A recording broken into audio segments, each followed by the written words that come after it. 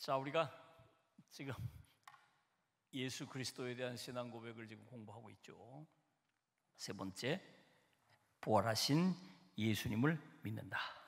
신경에서는 장사한 지 사흘 만에 죽은 자 가운데서 다시 살아나셨으며 이렇게 표현되어 있지만 한마디로 말하면 부활하신 예수 그리스도를 믿는다. 내 자신의 욕망과 싸워 이기고 이 세상의 박해와 고난과 역경과 싸워 이기고 그럴 수 있는 거예요. 미국의 링컨 대통령 얘기예요. 이분이 변호사 시절에 주의회 의원에 출마를 했는데 낙방을 했어요. 또 하원의원에 출마를 했는데 또 낙방을 했어요. 몇 번 거듭해서 낙방을 했어요. 이 좌절과 실망에 빠지게 됐죠. 주변 친구들이 얼마나 걱정이 됐을까요? 저러다가 이 링컨의 인생이 끝나는 거구나. 혹시 저러다가 자살하는 거 아닌가? 막 옆에서 너무 걱정이 되고 불안해가지고. 그런데 선거에 딱 떨어진 날, 떨어졌다는 게 확인된 날, 이발소에 가서 머리를 말끔하게 깎고 목욕도 싹 하고 무슨 좋은 일이 있는 것처럼 좋은 식당에 가서 밝은 모습으로 식사를 하는 거예요. 링컨의 자서전을 읽어보면 당시 상황을 이렇게 써놨어요. 나는 지금 이 세상에서 가장 비참한 인생을 살고 있다. 나는 재기할 수 없을 것만 같은 심정이다. 나는 인생의 막다른 골목에 있다고 절망하던 중에 성경을 읽었는데 그때 부활의 주님을 만났다. 이렇게 써놨어요. 부활하신 주님을 만났다는 거예요. 만났다. 엠마오로 가던 두 제자처럼 영적으로 부활하신 주님을 만났다는 거예요. 이후에 링컨이 재기를 하게 돼요. 그 자서전에 그 뒤를 이렇게 써놨어요. 나는 성경을 읽고 그 속에서 죽음에서 부활하신 예수님을 만났다. 그리고 부활하신 예수님이 함께 계신 것을 믿고 용기를 가졌다. 그래서 공화당에 입당하고 열심히 뛰어 공화당에서 대통령 후보 지명을 받았고 결국 대통령에 당선됐다. 참 대단한 사람이죠.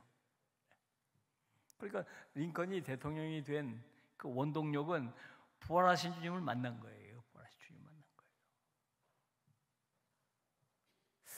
거예요. 우리가 대통령 선거를 앞두고 있는데 우리도 이런 사람이 좀 나오면 좋겠어요. 이런 사람이 나오면 좋겠어요. 누가 부추기거나 자기가 제정신이 아니거나 욕심에 가득 차서가 아니라 부활하신 주님을 만나가지고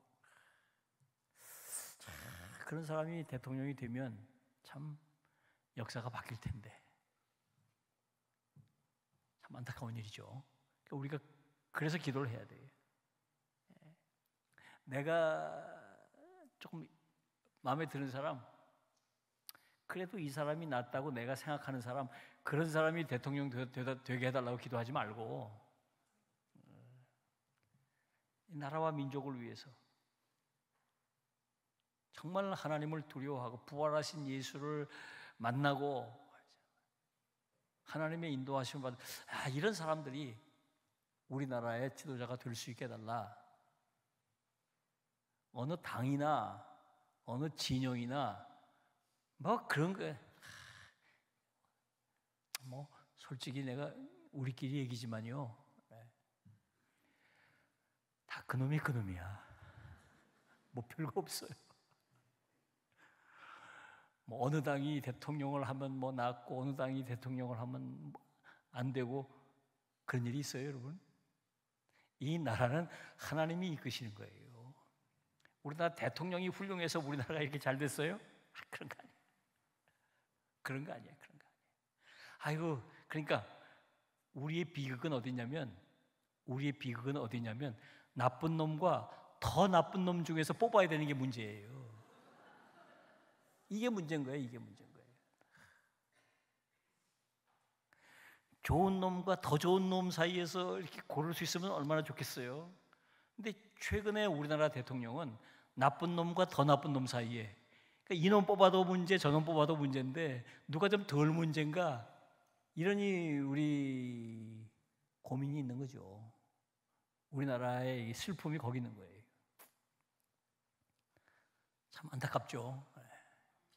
링컨처럼 이렇게 부활하신 예수님을 만나고 하나님께서 손잡아 주시는 사람, 이런 사람을 뽑아야 되지.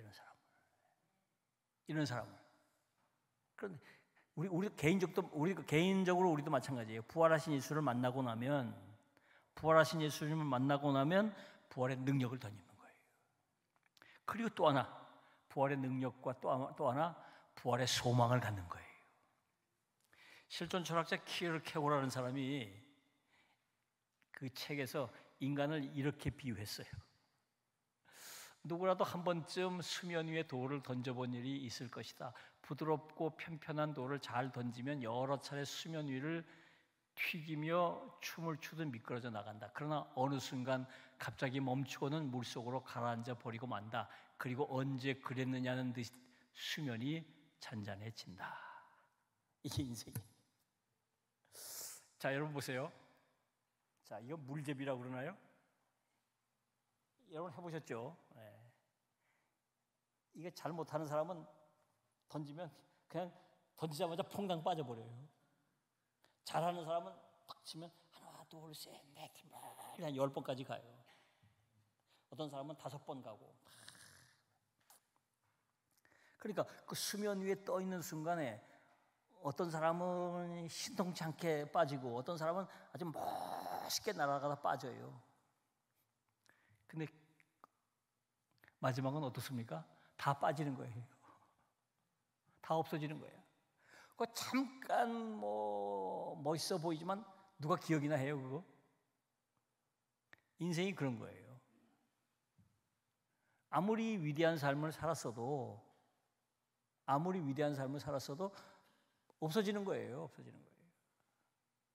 물속에 폭 빠지고 나면 그런 게 있었나 기억도 안 되지. 아무리 위대한 사람이 삶이라는 게 삶이라도 다 그런 거예요. 다. 그러니까 그거 생각하면 얼마나 허무해요. 이 염세주의자들이 그래서 나오는 거죠. 이야, 이게 인생이던가. 그게 인생인 거예요. 그래서 모두가 다 허무하게 되고 절망하게 되죠. 그런데 성경은 다르게 말해요. 뭐라고 얘기하냐면 우리 주 예수 그리스도의 아버지 하나님을 찬송하리로다. 그의 많으신 긍휼대로 예수 그리스도를 죽은 자 가운데서 부활하게 하심으로 말미암아 우리를 거듭나게 하사 산 소망이 있게 하시며, 그랬어요. 산 소망을 가지게 됐다는 거예요. 모든 절망을 이기고 소망을 갖게 됐다는 거예요. 소망. 그 물제비 같은 그 인생을 그것만 바라보면 아이고 그 한 번 튀기나 두 번 튀기나 세 번 튀기나 폼 잡아봐야 결국은 빠져서 없어질 건데 아이고 그까짓 게 뭔 의미가 있나, 무슨 누가 나중에 알아주기는 하나, 저게 뭐냐 저게 뭐냐, 다 허무할 수밖에 없잖아요. 근데 부활하신 주님을 만난 뒤에는 산 소망을 가지게 된다. 현대 복음주의 신학의 거장 존 스토튼 목사님이 쓴 비교할 수 없는 그리스도라는 책이 있어요. 참 좋은 책인데 이런 책들을 여러분들이 좀 읽을 수 있으면 참 좋을 것 같아요. 예? 비교할 수 없는 그리스도. 이 책에 이런 얘기가 나와요. 1967년 6월 30일 17살 운동선수 조니 에릭슨이라는 사람이 다이빙 사고를 당해요. 그래서 아마 여기 목이나 어디 신경 여기가 망가진 것 같아요. 그래서 목 아래 전신마비가 돼요. 그래서 열심히 재활 훈련을 하고 치료를 받았는데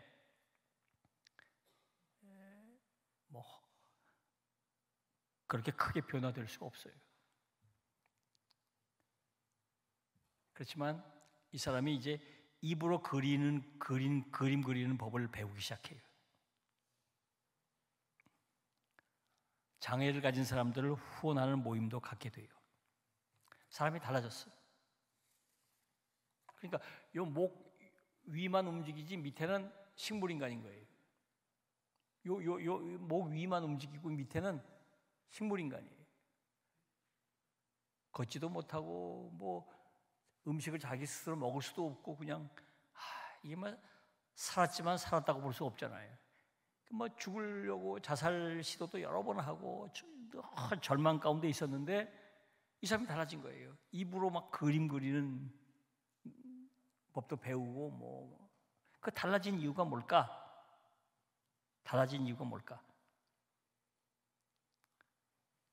그녀는 자기처럼 움직이지 못하고 무력하며 마비된 채 십자가에 달리셨던 예수님에 대한 환상을 보았다는 거예요.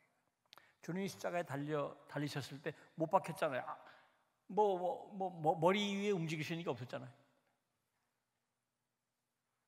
손발 다 못 박혔고 움직일 수 있는 게 이 머리밖에 없는 건데 그 환상 가운데 봤다는 거예요. 그녀는 이렇게 말했어요. 나는 이제 미래에 대한 소망이 있다. 성경은 우리의 몸이 하늘에서 영화롭게 된다고 말한다. 그때는 내가 여기에서 죽은 후 내 발로 춤을 출 때다. 손가락은 오그라들어 구부러지고 근육은 쇠약해지고 무릎은 비틀리고 어깨 아래에는 아무런 감각이 없는 내가 언젠가는 가볍고 밝으며 강력하고 눈부신 의로운 옷을 입은 새로운 몸을 가지게 될 것이다. 이것은 나처럼 척추를 다친 사람에게, 뇌 손상을 입은 환자 혹은 조울증 환자에게 어떤 소망을 주는지 상상할 수 있겠는가? 다른 어떤 종교나 철학도 새로운 몸과 정신을 약속하지는 않는다. 오직 그리스도의 부활의 복음 안에서만 상처 입은 사람이 이처럼 놀라운 소망을 발견할 수 있다. 그랬어요. 예수님께서 부활하셨잖아요. 부활하신 뒤에 그분은 공간을 막 자유롭게 드나드시고 병들고 나약한 몸이 아니라 완벽한 모습으로 부활하시잖아요.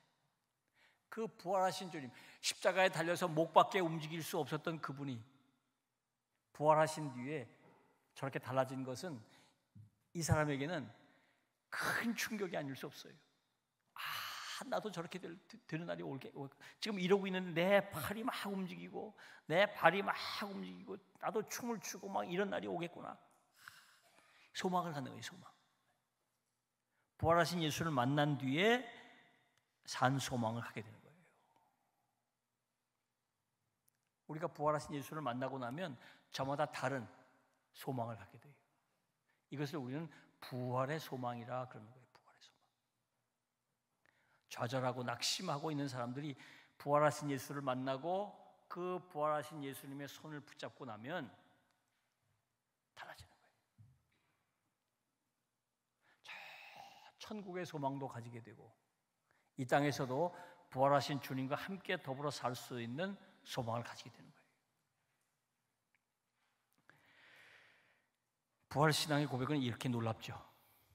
부활신앙을 가지고 고백하면 부활의 능력을 덧입게 되고 부활의 소망을 가지게 되는 거예요. 그래서 이 신앙 고백이 그렇게 중요해요. 나는 부활하신 예수 그리스도를 믿습니다. 한번 크게 따라해 볼까요? 나는 부활하신 예수 그리스도를 믿습니다. 성령의 도우심으로 이 신앙 고백을 정말 가슴 뜨겁게 하시면 여러분들도 부활의 능력과 부활의 소망을 덧입게 될 줄로 믿습니다. 기도하겠습니다. 하나님의 은혜를 감사합니다. 부활하신 예수 그리스도를 믿습니다.